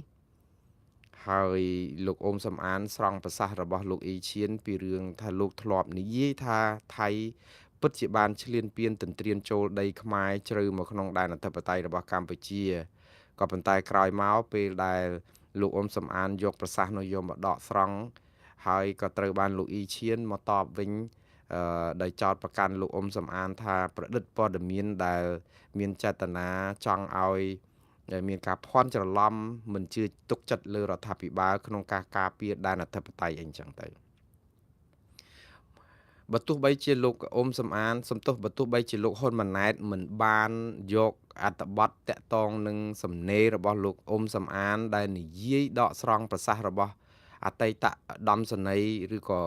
មេបញ្ជាការទ័ពខ្មែរដល់ល្បីសម័យតស៊ូតាំងពីសម័យសេរីការជាតិគឺលោកញឹកប៊ុនឆៃដែលថ្លែងសារ3ទំព័រអំពីការបាត់បង់ទឹកដីនៅតំបន់ភូមិព្រៃច័ន្ទនិងភូមិជោគជ័យដែរនោះក៏យើងឃើញថាលោកញឹកប៊ុនឆៃខ្លួនលោកក៏2ខែក្រោយពេលដែលចេញសេចក្តីថ្លែងការណ៍3ទំព័របង្ហាញអំពីសមានចិត្តឈឺចាប់នៅក្នុងការដែលថៃឈ្លានពានទន្ទ្រានដីខ្មែរហើយអត់ទាន់បានដីទាំងអស់នោះមកខ្មែរវិញទេនៅតំបន់ព្រៃច័ន្ទភូមិជោគជ័យក៏ចេញសេចក្តីថ្លែងការណ៍ឬក៏លិខិតខ្លួនលោកផ្ទាល់ដើម្បីទាត់ចោលនៅអ្វីដែលលោកបាននិយាយកាលពីមុនទៅវិញនៅក្នុងន័យនេះខ្ញុំមិនថាគាត់ទាត់ចោលលិខិត3ទំព័ររបស់លោកកាលពីមុនពីរឿងភូមិនងចានភូមិជោគជ័យនេះទេក៏ប៉ុន្តែលោកទាត់ចោលប្រសាសន៍របស់លោកអ៊ុំសំអានដែលដកស្រង់ពីអ្វីដែលលោកបានសរសេរគ្រាន់តែថាលោកអ៊ុំសំអានបន្ថែមពាក្យថាបើសិនជាតាមអ្វីដែលការលើកឡើងរបស់លោកញឹកប៊ុនឆៃកម្ពុជាអាចបាត់ដីដល់ទៅរាប់គីឡូម៉ែត្របើយើងនិយាយពីបង្គោលលាក់ឬក៏បង្គោលនៅតំបន់ស្តុកកក់ហើយដែលឥឡូវនេះចូលមកដល់ភូមិនងចានភូមិព្រៃច័ន្ទជោគជ័យអីនេះ ដោយសារតែលោកញឹកប៊ុនឆៃមិនបាននិយាយអំពីថាប្រមាណគីឡូដីប៉ុន្តែលោកអ៊ុំសំអានថែមពាក្យហ្នឹងទៅធ្វើឲ្យលោកញឹកប៊ុនឆៃខ្លួនលោកហ្នឹងទៅទាត់ចោលអ្វីដែលជាការលើកឡើងរបស់លោកអ៊ុំសំអានប៉ុន្តែខ្លឹមសារពិតរបស់លិខិតរបស់លោកញឹកប៊ុនឆៃតាមពិតពីដើមឡើយមកហ្នឹងគឺកម្ពុជាពិតជាបាត់ដីទៅខាងភាគីថៃមែនហើយលោកខំអំពាវនាវឲ្យគេអ្នកណាដែលជាសាក្សីរស់អីចឹងទៅហ៊ានទៅជំនាន់មុនអីហ្នឹងជួយយករូបភាពបង្គោលលាក់អីនឹងយកមកផងដើម្បីទាមទារការពារទឹកដីកម្ពុជាឲ្យគង់វង្សជាពិសេសនៅតំបន់ភូមិព្រៃច័ន្ទភូមិជោគជ័យដែលថៃកំពុងតែរំលោភបំពានហើយអ្នកណាមិនដឹងថាថៃកំពុងតែបំពានឈ្លានពានតំបន់ភូមិព្រៃច័ន្ទនិងភូមិជោគជ័យព្រោះអីអ្នកស្រុកនៅតំបន់ហ្នឹងគេដេញអស់6គ្រួសារហើយគេគ្រោងដេញ200គ្រួសារទៀតហើយឥឡូវគេវាស់វែងនៅក្នុងតំបន់ហ្នឹងអីអញ្ចឹងទៅធ្វើឲ្យប្រជាពលរដ្ឋខ្មែរភ័យព្រួយហើយលោកអ៊ុំសំអាននិងប្រជាពលរដ្ឋខ្មែរដទៃទៀតដែលអាចមានសិទ្ធិសេរីភាពគ្រប់គ្រាន់នៅក្នុងការនិយាយស្ដីអាចនាំគ្នាគៀករកកម្លាំងដើម្បីប្តឹងទៅតុលាការយុត្តិធម៌អន្តរជាតិដើម្បីការពារដែនអធិបតេយ្យរបស់កម្ពុជានៅក្នុងពេលដែលអ្នកនៅស្រុកខ្មែរមិនហ៊ាននិយាយអីសោះខ្លាចគេចាប់ដាក់គុកឬគេធ្វើទុកបុកម្នេញហើយរដ្ឋាភិបាលកម្ពុជាអត់ប្តឹងដូច្នេះសរុបសេចក្តីមកគឺរឿងនេះគឺជាព្រឹត្តិការណ៍មួយដែលចាប់ផ្ដើមជាជាងការដែលដោះស្រាយបញ្ហាគឺបន្សាបអ្នកដែលរត់សម្បត្តិឬក៏ទៅទាត់អ្នកដែលហ៊ានលើកពីបញ្ហាអីចឹងទៅអានឹងគឺជាព្រឹត្តិការណ៍ក៏ក្រើកដែលបងប្អូនឃើញមករយៈពេលប្រហែលថ្ងៃនេះគឺអូសមិនផុតទេឃើញសាររបស់លោកហ៊ុនម៉ាណែតនឹងមិនត្រឹមតែផ្សាយនៅក្នុង Facebook របស់លោកទេគឺថាគេហាក់ទំព័រឬក៏ស្អីណែទំព័រ Facebookកណនីដែលជាផ្លូវការរបស់រដ្ឋាភិបាលហ្នឹងគឺថាក្រសួងមន្ទីរអីហ្នឹងយកមកកាត់ថែមរំលេចជាអត្ថបទខ្លីៗចឹងចែករំលែកឲ្យបានច្រើនដែលមែនតើទៅគឺជាសារនយោបាយនៅក្នុងន័យថាធ្វើឲ្យប្រជាពលរដ្ឋហ្នឹងចាប់ផ្ដើមយកការទុកចិត្តមកលើរដ្ឋាភិបាលជាជាងការដែលឲ្យតម្លៃទៅលើក្រមប្រឆាំងដែលកំពុងតែកសាងសំណុំរឿងប្តឹងទៅតុលាការយុត្តិធម៌អន្តរជាតិនេះជាការប្រទាញបន្ទងគ្នាក្នុងការការពារទឹកដីដូចគ្នាប៉ុន្តែត្រូវបានក្រុមម្ខាងចោទក្រុមម្ខាងទៀតថាក្បត់ជាតិឯក្រុមម្ខាងទៀតក៏ខំប្រឹងដែលគេចោទថាក្បត់ជាតិហ្នឹងក៏ខំប្រឹងប្រមូលភស្តុតាងដើម្បីការពារទឹកដីដែនអធិបតេយ្យកុំឲ្យថៃឈ្លានពានយើងចម្លែកត្រង់ថាក្រុមដែលគេចោទថាក្បត់ជាតិហ្នឹងបែរទៅជាអ្នកខំប្រឹងរកភស្តុតាងដើម្បីការពារដែនអធិបតេយ្យកុំឲ្យគេលួចកុំឲ្យគេយកបានណាដើម្បីការពារឲ្យគង់វង្សណានៅពេលដែលអ្នកដែលចោទគេថាក្បត់ជាតិហ្នឹងគឺអត់បានដាក់ប្តឹងដើម្បីពួកគេខ្លាចបាត់ដីដូច្នេះអាព្រឹត្តិការណ៍ហ្នឹងគឺបងប្អូនប្រជាពលរដ្ឋចេះតែឆ្ងល់ខ្លួនឯងថាគេកំពុងតែធ្វើអីឲ្យប្រកបដូច្នេះបើសរុបសេចក្តីមកនេះគឺជាព្រឹត្តិការណ៍ធំមួយនៅក្នុងការពង្រៀងស្ថានភាពដើម្បីឲ្យប្រជាពលរដ្ឋចាប់ផ្ដើមវិលវល់អស់អត់ដឹងថាត្រូវគិតអ្វីឲ្យប្រកបទេព្រោះអីរដ្ឋាភិបាលចាប់ផ្ដើមបន្សាបឥទ្ធិពលក្រមប្រឆាំងធ្វើឲ្យប្រជាពលរដ្ឋលែងជឿទុកចិត្តលើក្រមប្រឆាំងថាធ្វើនឹងមិនបានផលទេប៉ុន្តែនៅក្នុងពេលហ្នឹងគឺរដ្ឋាភិបាលខ្លួនឯងដែលកំពុងតែបន្សាបក្រមប្រឆាំងហ្នឹងអត់ធ្វើអារឿងហ្នឹងទេអត់ប្តឹងទៅតុលាការយុត្តិធម៌អន្តរជាតិអត់ប្តឹងទៅតុលាការព្រហ្មទណ្ឌអន្តរជាតិតាក់ទងនឹងថៃបំពេញយើងគ្រប់រឿងបងប្អូនឥឡូវរឿងពីរដែលកម្ពុជាអត់ធ្វើហើយដែលមែនតែនទៅវាជាការគួរឲ្យសោកស្ដាយហើយនេះគឺជារឿងពិតរឿងទី1ដែលកម្ពុជាអត់ធ្វើគឺអត់ប្តឹងទៅតុលាការព្រហ្មទណ្ឌអន្តរជាតិខ្ញុំអត់និយាយតុលាការយុត្តិធម៌ទេខ្ញុំនិយាយពីតុលាការព្រហ្មទណ្ឌគឺ ICJ រឿងអីគេខ្លះបងប្អូនយើងជាជនរងគ្រោះប្រទេសកម្ពុជាជាម្ចាស់ផ្ទះជាជនរងគ្រោះទី1ថៃឈ្លានពានកម្ពុជាកាលពីបាញ់ដំបងនៅថ្ងៃទី24កក្កដាគឺថៃរំលោភឈ្លានពានដែនអធិបតេយ្យកម្ពុជាប្រើយន្តហោះប្រដេញប្រភេទ F16 និង Gripen Fighter Jets របស់ស៊ុយអែតយកមកទម្លាក់គ្រាប់បែកផងគ្រាប់បែកចង្កោមផងមានផ្សែងពុលដែលរដ្ឋាភិបាលកម្ពុជាអះអាងនឹងផងហើយនិយាយទៅគឺបំផ្លាញហេដ្ឋារចនាសម្ព័ន្ធបន្ទាយយោធាកម្ពុជាសម្រាប់ទាហានខ្មែរហើយរហូតដល់គ្រប់គ្រងដែនអធិបតេយ្យកម្ពុជាបានជាច្រើនកន្លែងដោយសារតែការទម្លាក់គ្រាប់យន្តសន្ធាប់ពីដែនអាកាសដែលធ្វើឲ្យទាហានខ្មែរយើងពលីយ៉ាងច្រើនសន្ធឹកតើនេះមិនមែនជាបទល្មើសទេឬ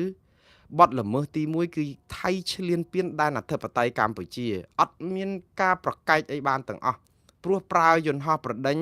វាយសន្ធាប់ទម្លាក់គ្រាប់បែកចង្កោមទម្លាក់គ្រាប់បែកគ្រប់សពបែបយ៉ាងចូលក្នុងដែនអធិបតេយ្យរបស់កម្ពុជាដែលជារដ្ឋអធិបតេយ្យនេះតើនឹងមិនមែនជាបទល្មើសទេឬហើយតើតុលាការណាដែលអាចដោះស្រាយបណ្ដឹងនេះបានគឺតុលាការព្រហ្មទណ្ឌអន្តរជាតិ ICC អានឹងកម្ពុជាត្រូវប្តឹងទៅគេអត់ជូនដំណឹងអត់ប្រកែកអត់បដិសេធអត់ថ្កោលទោសអានឹងយើងធ្វើជាផ្លូវការធ្វើបានហើយប៉ុន្តែជាផ្លូវច្បាប់យើងអាចធ្វើបែបហ្នឹងដោយរួចថៃរួចខ្លួនទេអានេះជាកាតព្វកិច្ចរបស់រដ្ឋាភិបាលដែលត្រូវធ្វើតាត្រូវទាមទារឲ្យថៃសងការខូចខាតសំណងរដ្ឋប្រវេណីសាលារៀនមន្ទីរពេទ្យឬក៏ហេដ្ឋារចនាសម្ព័ន្ធនិងប្រជាពលរដ្ឋនៅភៀសសឹកគ្រប់ទីកន្លែងតំបន់ទល់ដែនមកដល់ម៉ោងហ្នឹងអត់ទាន់វិលទៅលំនៅឋានវិញអស់ផងតើទាំងអស់ហ្នឹងមិនអាចជាបទល្មើសគ្រប់គ្រាន់សម្រាប់ប្តឹងបានទេឬក៏យ៉ាងម៉េចអាហ្នឹងអ្វីដែលរដ្ឋាភិបាលកម្ពុជាមិនធ្វើរឿងហ្នឹងគឺឬវាចប់មួយហើយអារឿងបាញ់គ្នា4ថ្ងៃហ្នឹងយើងអត់និយាយទេថាថៃបំពេញមានភ័ស្តុតាងគ្រប់គ្រាន់ថាយើងស្លាប់យើងអីអញ្ចឹងមកខ្ទេចខ្ទីអស់ហើយថៃបំពេញមែនប្រើរំលោភចូលដែនអធិបតេយ្យរបស់កម្ពុជាមែនអាហ្នឹងបាត់ល្មើសដល់ក៏ក្រៅពេញផែនប៉ូសធាអត់ប្តឹងគេទេទី2នៅពេលដែលមានបាត់ឈប់បាញ់ហើយគឺទាហានថៃរំកិលបលាលួសចូលមកទៀតមិនត្រឹមតែរំកិលបលាលួសទេគឺមកពាត់យកប្រាសាទតាមាន់ធំរបស់យើងដែលកម្ពុជាដេញថៃរហូតដល់ទៅរាប់រយម៉ែត្រចូលទៅក្នុងដីថៃមុននឹងបាត់ឈប់បាញ់លោកអ្នកវងបានប្រាប់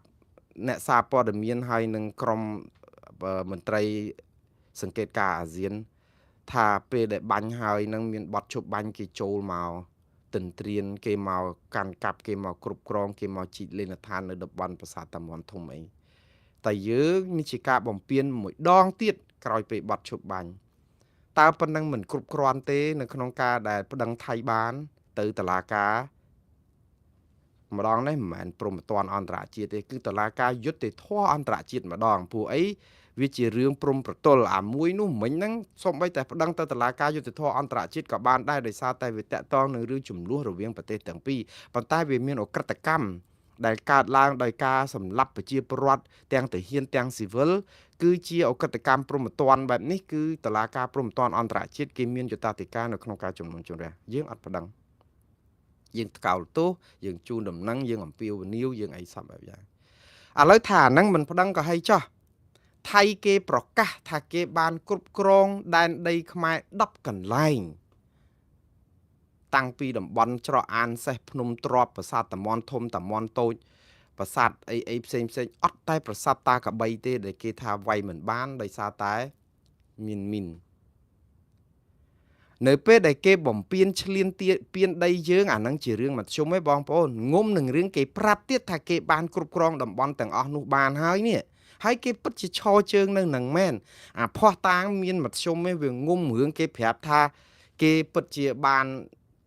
ថាបើយើងឃើញភ័ស្តុតាងឧទាហរណ៍ថាម៉ូតូដែលយើងថាគេលួចពីយើងទៅចោះយើងឃើញហើយយើងថតរូបយើងអីបានហើយថាគេលួចម៉ូតូប៉ុណ្ណឹងគឺជាភ័ស្តុតាងគ្រប់គ្រាន់ហើយយើងចោតយើងឃើញភិនភាគចោលយើងឃើញភិនភាគម៉ូតូរបស់យើងឃើញសកម្មភាពលួចយកទៅលាក់នឹងលាក់ហ្នឹងប៉ុណ្ណឹងជាភ័ស្តុតាងគ្រប់គ្រាន់ដើម្បីប្តឹងទៅប៉ូលីសដើម្បីទាមទាររបស់យើងមកវិញហើយតែនេះចោលខ្លួនឯងគេប្រាប់ថាគេបានលួចរបស់យើងទៅទៀតនេះចោលដាក់បន្ទុកខ្លួនឯងប្រាប់យើងភ័ស្តុតាងសំបីតែមកកលេចភ្នែកហ្នឹងprima facie evidence ហ្នឹងក៏យើងអាចនឹងដាក់ពាក្យប្តឹងបានចោទគេថាលួចម៉ូតូយើងហើយព្រោះមានរូបថតមានភិនភាគវាគ្រប់គ្រាន់បាត់ហើយសម្រាប់រឿងសំណុំព្រំតន់មួយនោះសំណុំរឿងព្រំតន់ឥឡូវចោលខ្លួនឯងមកសារភាពប្រាប់ថាគេបានលួចរបស់យើងទៀត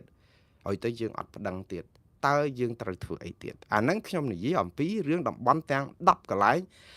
ឥឡូវដោយទាំងព្រៃច័ន្ទទាំងភូមិជោគជ័យគេដេញប្រជាប្រដ្ឋយើង6គ្រួសារហើយគេគ្រងបណ្ដេញ200គ្រួសារហើយឥឡូវគេឈូសឆាយគេកាយដីគេជីកមីនគេអីនៅលើដែនអធិបតេយ្យដែលខ្មែរយើងខ្លួនឯងហ្នឹងម៉ោងណាក៏និយាយថាអានឹងដីខ្មែរទេតែយើងអត់ប្តឹងតែយើងចាំអីគេទៀតខ្ញុំពងតែឆ្ងល់នេះរដ្ឋាភិបាលអត់ធ្វើសោះ អាហ្នឹងប្រមាណមិនដឹងហើយបងប្អូនប្រមាណបាត់ល្មើសហើយចុងក្រោយនេះថ្មីនេះគេមកបាញ់យើងដល់ក្នុងដីយើងគេបាញ់យើងស្លាប់ប្រជាប្រដ្ឋខ្មែរយើងម្នាក់លបួស3នាក់នៅភូមិព្រៃច័ន្ទភូមិជោគជ័យអត់មានតដៃអត់មានបង្កហេតុអត់មានអីសោះដើរនៅក្នុងដីយើងអីយើងគេបាញ់មកស្លាប់ដូចសត្វធាតុហើយក្រសួងការបរទេសកម្ពុជាថារកឃើញភ័ស្តុតាងថាកន្លែងបាញ់នេះគឺជាក្នុងដីខ្មែរតាហ៊ានខ្មែរពលរដ្ឋខ្មែរអត់បានតដៃឬក៏អត់បានបង្កហេតុអីទាំងអស់ហើយចោះគេមកបំពេញលើដែនអធិបតេយ្យរបស់យើងអត់បកហេតុអត់អីទាំងអស់ចោះឯណាមិនដឹងអត់ប្តឹងទៀតថាអានឹងអត់ប្តឹងទៀតករណីដែលគេបំពេញសម្លាប់យើងនៅលើដីយើងដែនអធិបតេយ្យយើងនៅពេលដែលគេប្រមាណប្រហែលជា3-4សប្តាហ៍មុនហ្នឹងគេបាញ់អាគ្រាប់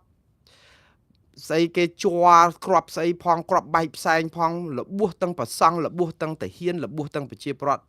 29នាក់នៅភូមិព្រៃច័ន្ទដដែលហ្នឹងដែនអធិបតេយ្យរបស់យើងស្អីយើងគេបង្ករបួសស្នាមយើងគេយកបលាលួសដោយសារប្រជាប្រដ្ឋទៅទាញបលាលួសនឹងចេញចុងគេបាញ់មកសន្ធាប់ក្នុងដែនអធិបតេយ្យយើងអត់ប្តឹងទៀត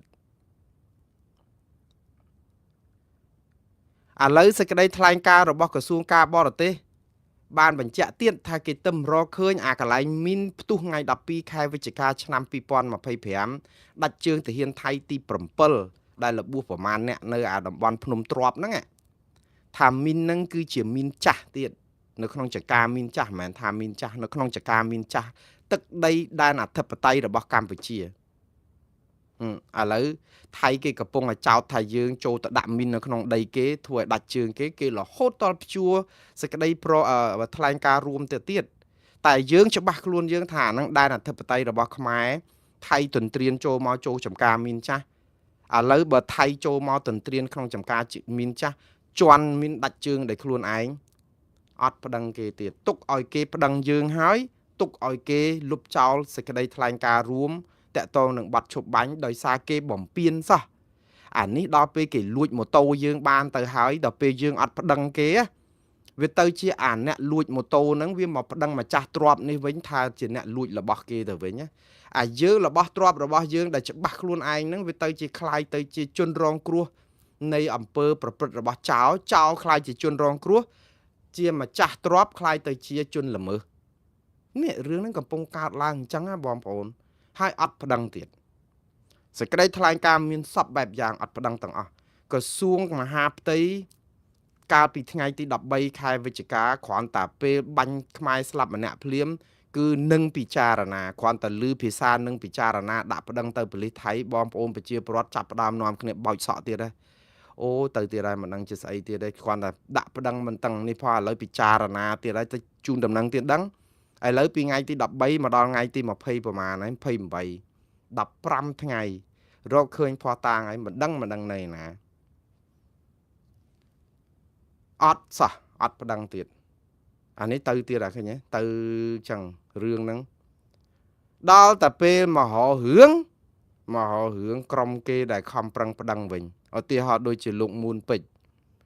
ដែលខំប្រឹងឃើញខ្មែរយើងតឡារដ្ឋាភិបាលអត់ព្រមប្តឹងសោះបាត់ល្មើសមានអស់ហើយគ្នាប្រមូលស្នាមមេដៃបានជិត100,000នាក់យកទៅដាក់តុលាការព្រំប្រទានអន្តរជាតិអស់លោកស្រុកខ្មែរនឹងនិយាយពីបកែច្បាប់សោះចោលមកសៀតអត់បានការអត់ជ្រុះបល័យតាន់ជ្រុះបល័យពីក្បាលទៅមិនដឹងក្បាលកតុយអីផងទេក៏ប៉ុន្តែគាត់ចង្រៃស្អីឲ្យអត់ជ្រុះបល័យពីក្បាលនេះខ្ញុំពងតែឆ្ងល់នៅពេលដែលយើងអត់ព្រមប្តឹងគ្រប់រឿងដែលគេលួចរបស់យើងចង់ហើយអស់ហើយនេះហើយយើងអត់ធ្វើរួចទៅប្ររឿងនេះអត់បល័យពីក្បាលវិញមានបល័យអត់បល័យអីវាអត់សំខាន់ទេបងប្អូនសំខាន់គឺគេជួយស្រែកចោលលួចអបអសាទរគេទៅហេតុអីបានជាយើងទៅនាំគ្នាជេរបចោបតិចផ្ដាសាអ្នកដែលនាំគ្នាដែលកំពុងតែស្រែករឿងចោលលួចហើយនាំគ្នាម្ចាស់ផ្ទះម្ចាស់ទ្រព្យមិនប្តឹងចោលលួចគ្នាអ្នកចិត្តខាងឃើញបែបនេះនាំគ្នាទៅប្តឹងទៅព្រោះម្ចាស់ផ្ទះនេះមើលទៅប្រហែលជាម៉ូបាំងអស់ហើយលែងប្តឹងលែងអីហើយចោលលួចខ្ទេចខ្ទីអស់ហើយទ្រព្យគាត់អាណិតគាត់នាំគ្នាជួយប្តឹងទៅរករឿងអាអ្នកនាំគ្នាជួយប្តឹងរឿងទ្រព្យបាត់ហ្នឹងទៅទៀតតើប្រជាពលរដ្ឋខ្មែរប្រមាណអ្នកដែលមិនមើលឃើញអំពីភាព ដែល logic បែបនេះណាតើយើងទៅបោកប្រជាពលរដ្ឋប្រមាណអ្នកទៀតដែលបានគិតថាទង្វើដែលពួកក្រុមនៅក្រៅប្រទេសធ្វើនេះជាអំពើក្បត់ជាតិនោះយើងទៅបោកគេឲ្យគេជឿអញ្ចឹងកើតទេបងប្អូនសូម្បីតែអ្នកគ្រប់គ្រងរដ្ឋាភិបាលផ្កាប់មុខឬក៏ប្រជាពលរដ្ឋដែលគ្រប់គ្រងគណៈបកប្រជាជនផ្កាប់មុខកន្លែងណាក៏មើលឃើញកន្លែងនេះទៅជឿតាមអាការឃោសនាប្រជាពិធនឹងមិនឃើញសោះដោយសារអីការបោកបញ្ឆោតបែបនេះវាធ្វើឲ្យប្រជាពលរដ្ឋស្អប់រដ្ឋាភិបាលកាន់តែខ្លាំងទៅវិញទេព្រោះអីយើងនាំគ្នាទៅធ្វើវាលើគោកពេកហើយទៅអាងតែខ្លួនឯងមានប្រព័ន្ធផ្សព្វផ្សាយផ្ដេសផ្ដាស់បាតផ្សារចេះតែបច្ចេជេបចោអីគេបានស្រាចិត្តជួនកាលយកអាការដោះស្រាយបញ្ហាជាតិអធិបតេយ្យជារឿងជេរបចោដោយស្រាតសពុតទៅវិញរឿងប្រប៉ិនភ្នំអស់លោកយករឿងក្រោមខ្សែក្រវ៉ាត់យកមកនិយាយធ្វើដូចថាសម្បើមដូចថាទម្លាក់គេតម្លៃជាតិយើងប្រប៉ុណ្ណាណៃយកមកជជែកជេរម្រាយគ្នាទៅរករឿងគេអ្នកប្តឹងឥឡូវរករឿងលោកមួនពេជ្រមិនទាន់ចប់ទេមកដល់រករឿងក្រុមអ្នកដែលដាក់ពាក្យប្តឹងទៅតុលាការ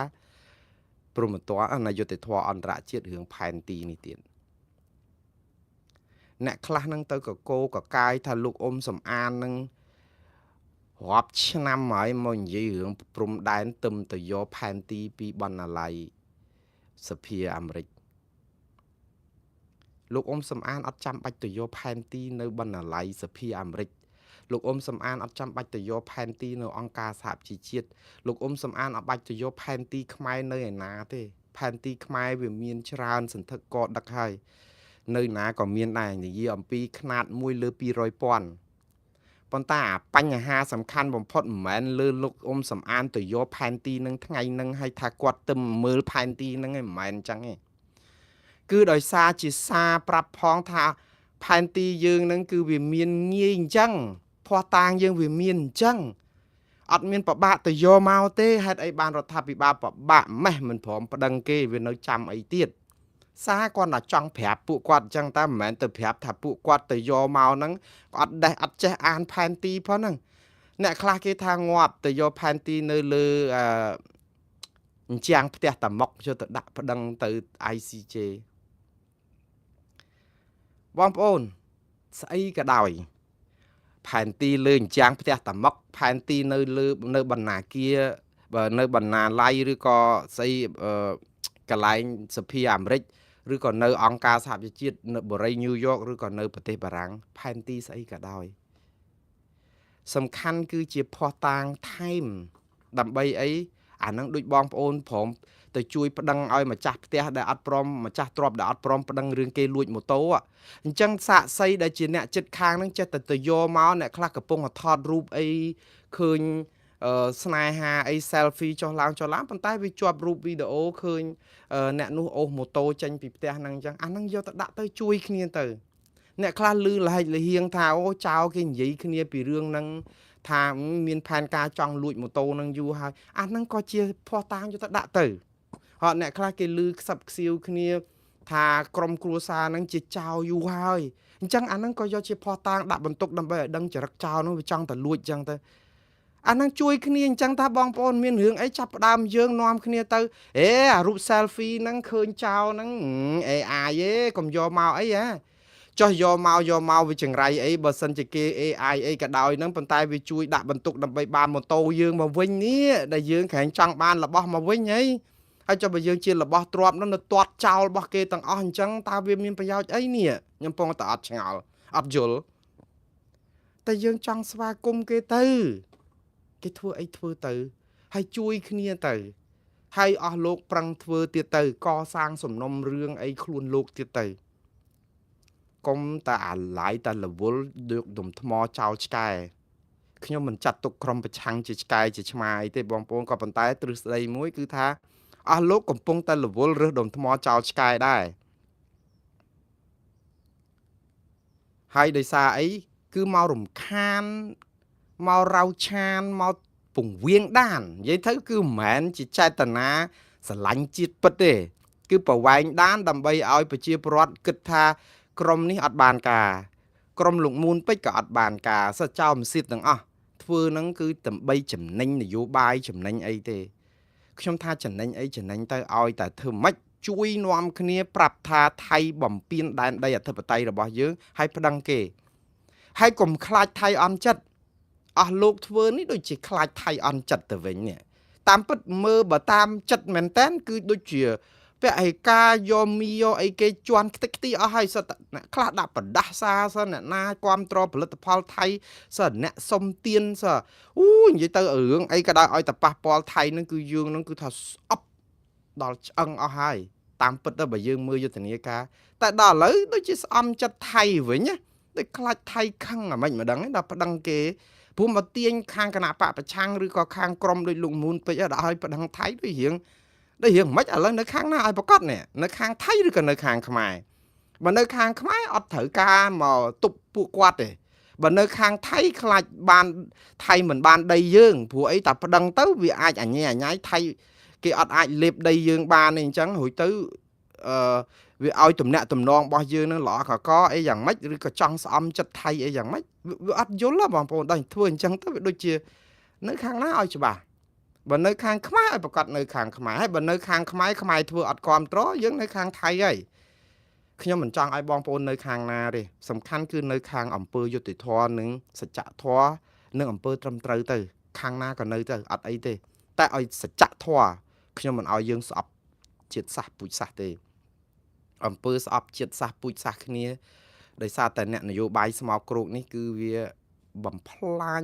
គ្រប់ហេដ្ឋារចនាសម្ព័ន្ធនិងទំនាក់ទំនងល្អរវាងប្រទេសជិតខាងហើយរឿងនេះដែលខ្ញុំនិយាយថាព្រឹត្តិការណ៍